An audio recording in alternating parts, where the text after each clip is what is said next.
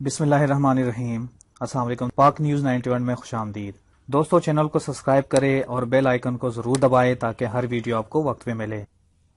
دوستو N G Os کے بارے میں ہر کوئی جانتا ہے، لیکن آج تک کسی نے یہ نہیں سوچا کہ یہ این جی اوز پاکستان میں آئے کیسے اور کیوں آئے، ان کا مشن کیا ہے اور یہ کس مشن کے تحت پاکستان کے اندر آئے ہیں اور یہ کب سے آنا شروع ہو گئے ہیں اور کس کس شکل میں یہ پاکستان کے اندر کون کون سے شہر کے اندر یہ لوگ پھیل گئے اور گاؤں گاؤں تک ان کی رسائی ہو گئی کیسے۔ آج کی اس ویڈیو میں این جی اوز کے بارے میں ہی بات کریں گے۔ 1980 تک پاکستان میں این جی اوز کے نام سے کوئی بھی واقف نہیں تھا، لیکن 80 کی دہائی کے آغاز میں جیسے ہی روس نے افغانستان میں اپنی افواج داخل کیے تو پاکستان این جی اوز کے نام سے متعارف ہونا شروع ہوا، اور ابتدا میں ان کی دوستیاں انگریزی پرنٹ میڈیا کے سکہ بند 1 درجن سے زائد لوگوں تک محدود رہے۔ پھر 1988 میں روس کی شکست کے بعد ان کی تعداد بڑھنا شروع ہوئی، لیکن جیسے ہی 9/11 ہوا تو این جی اوز کی بھرمار ہونے لگی، اور چند ماہ بعد ہی لاہور، اسلام آباد، کوئٹہ، پشاور اور کراچی میں ان کے کئی کمروں پر مشتمل عالیشان دفاتر قائم ہونے لگے، جن کے اندر داخل ہوتے احساس ہوتا تھا کہ آپ کسی بڑے ملک کی کسی ملٹی نیشنل کمپنی کے دفاتر میں گھوم رہے ہیں۔ پھر یہاں پر مخصوص سوچ رکھنے والے مرد و خواتین کے آمد و رفت دیکھی جانے لگی۔ دوستو 1988 سے جب پاکستان IMF، ورلڈ بینک، امریکہ سے بھاری قرض لینا شروع ہوا تو ان این جی اوز کے پر بھی نکلنا شروع ہو گئے، اور 2009 میں آصف علی زرداری کی حکومت میں جب کیری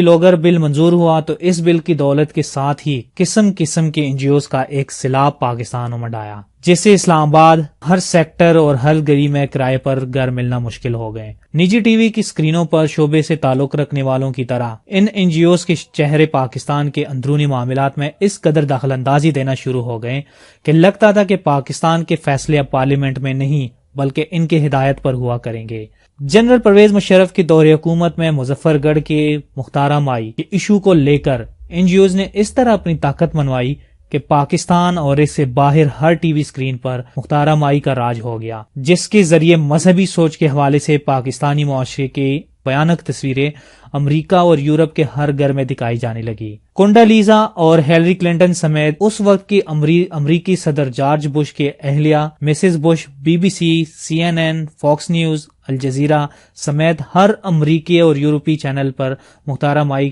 قصے دکھائی دینے لگے۔ اس پر دنیا کے ہر ملک اور دولت کے دروازے کھل گئے، اور نتیجہ یہ نکلا کہ پاکستان کی حکومت اور تمام انتظامیہ اس کے ایک اشارے کے منتظر رہنے لگی۔ ملکی میڈیا نے اسے پاکستان کی سب سے طاقتور شخصیت کے روپ میں پیش کرنا شروع کر دیا، اور نتیجہ یہ نکلا کہ مختارہ مائی کی جانب رشک بری نظروں سے دیکھا جانے لگا۔ ان بین الاقوامی این جی اوز نے ایسے اقدامات شروع کر دیے جن کا ان کے مینڈیٹ سے دور کا بھی تعلق نہیں تھا۔ انہوں نے خود کو لبرل کہلانے والے ایسے اساتذہ اور جرنلسٹ سمیت کچھ سیاسی لیڈران اور وکلاء اور خواتین و حضرات پر مشتمل تھنک ٹینک تشکیل دینے شروع کر دیے، تو کچھ این جی اوز نے گیلپ سروے، ناموس رسالت جیسے قوانین کی تنسیخ اور پاکستان میں سوشل اور تعلیمی افادیت کو اجاگر کرنے کے نام پر ایسے سیمینار شروع کروا دیے جن میں نصاب کی تبدیلی، مخلوط تعلیمی نظام کے فروغ اور جنسی تعلیم جیسے مضامین شامل کرانے کی ترغیب شروع کر دی گئی۔ جلد ہی ان کی خاموشی سے کی جانے والی یہ کوششیں سامنے آنا شروع ہو گئی، تو ساتھ ہی پاکستان کے کچھ میڈیا گروپس نے نامعلوم وجوہ کے بنا پر ان کے خیالات اور سوچ کو عوام کے ذہنوں میں مقبول بنانے کے لیے اپنے زیر نگرانی اخبارات اور الیکٹرانک میڈیا میں جعلی سرخیوں سے نشر کروانا شروع کر دیا، اور دیکھتے ہی دیکھتے ہماری سوسائٹی کو 2 حصوں میں تقسیم کرتے ہوئے ایک دوسرے کے آمنے سامنے کھڑا کر دیا۔ یہ ثابت ہو چکا ہے کہ اس قسم کا ایجنڈا لیے ہوئے این جی اوز نے پاکستان کو غیر مستحکم کرنے میں بھرپور کردار ادا کیا، جن میں ان کو کامیابیاں بھی ملی، اور آج ان کی ہی بوئے گئے سازشوں کی وجہ سے کراچی، اندرونی سندھ، اسلام آباد اور کوئٹہ سمیت ہماری قبائلی علاقوں میں علاقائی اور لسانی مسائل جنم لے چکے ہیں۔ ان این جی اوز کا رخ اب فاٹا، گلگت بلتستان، اندرونی سندھ یونیورسٹیز، ہاریو اور ترقی پسندی کے نام سے کام کرنے والی مختلف تنظیموں میں بڑھتا جا رہا ہے، جس کی جانب حکومت کو ایک لمحے کی تاخیر کیے بغیر توجہ دینا ہوگی، اور اس سلسلے میں کسی بھی قسم کے بین الاقوامی دباؤ کو خاطر میں نہیں لانا ہوگا، کیونکہ رحمان ملک کے وزیر داخلہ کی حیثیت سے 7800 کے قریب این جی اوز کی بیس میں بلیک واٹر اور CIA سے متعلق جاسوسوں کو توق کے حساب سے ویزے جاری کیے، جن میں سے ایک جن میں سے ایک بعد میں ریمنڈ ڈیوس کی صورت میں آیا۔ ان تمام این جی اوز کا پھیلایا گیا زہر ہماری سوسائٹی کے مختلف طبقوں میں اس حد تک سرائیت کر چکا ہے کہ ان کے مقامی جانشین ان سے بھی زیادہ پاکستان کے لیے مہلک ثابت ہونا شروع ہو گئے ہیں۔ ان این جی اوز نے نہایت سائنٹیفک طریقوں سے خود کو محروم طبقوں کے آواز اور ان کے دکھ درد کو سمجھنے اور ان کے حل کے لیے اپنی تمام تر ہمدردیوں اور سرمایہ سے انہیں اپنا گرویدہ بنا رکھا ہے۔ غیر ملکی فنڈنگ کے ذریعے سرمایہ کی ان کے پاس اس قدر بہتات ہے کہ کچھ بھی خریدنا ان کے لیے مشکل نہیں۔ حالات کی سنگینی دیکھیے کہ لبرلزم کے نام پر یہ این جی اوز پرائیویٹ تعلیمی اداروں کے اس کی طلباء و طالبات اور وہاں تعلیم دینے والے مرد و خواتین اساتذہ کو نہایت میٹھے اور اثر انگیز طریقوں سے اپنا ہم خیال بناتے ہوئے اس تاثر کے ساتھ ان سے کام لے رہے ہیں کہ وہ یہی سمجھے کہ اس سے پاکستانی معاشرے کی بہتری ہوگی اور نوجوان نسل کو اس ماحول سے باہر نکال کر بجا پابندیوں کا شکار ہونے سے بچانا ہے۔ ان این جی اوز کا پہلا سبق ہی یہ ہے کہ انسان آزاد پیدا ہوا تھا، اسے آزاد ہی رہنا چاہیے،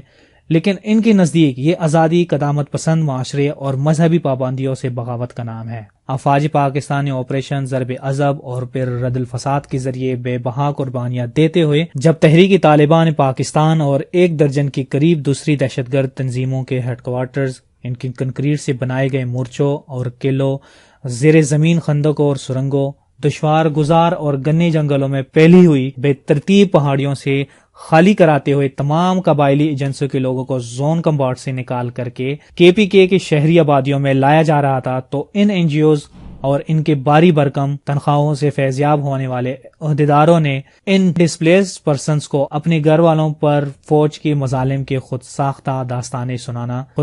داستانیں سناتے ہوئے اپنے دام فریب میں لانا شروع کر دیا، اور اس میں یہ این جی اوز خاصی کامیاب ہونے لگی۔ اس سے یہ ہوا کہ ایک جانب فوج کو جنوبی اور شمالی وزیرستان کے دہشت گردوں کے نظر آنے والے ایک ٹھکانے کو تباہ کرنا تھا، تو ساتھ ہی ان این جی اوز کے بیس میں چھپی ہوئی منظور پشتین جیسے پشتون تحفظ موومنٹ اور کئی دوسری تنظیموں سے نمٹنا پڑ رہا ہے۔ دشمن کا مقصد ہی یہی تھا کہ افواج پاکستان کی توجہ دو جانب بٹ جائے۔ یہی وجہ تھی کہ سیکیورٹی فورسز کو ایک جانب انسانی حقوق کی خلاف ورزیوں کے نام پر بین الاقوامی پروپیگنڈا کا سامنا کرنا پڑا،